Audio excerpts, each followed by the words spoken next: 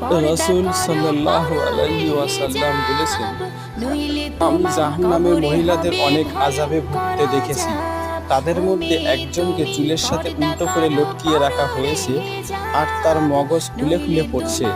তার পাপ ছিল এই যে সে পরপুরুষের সামনে নিজের মাথার চুল কখনোই ঢেকে রাখত না। নইলে তোমার কবরে হবে ভয়ঙ্কর আযাব।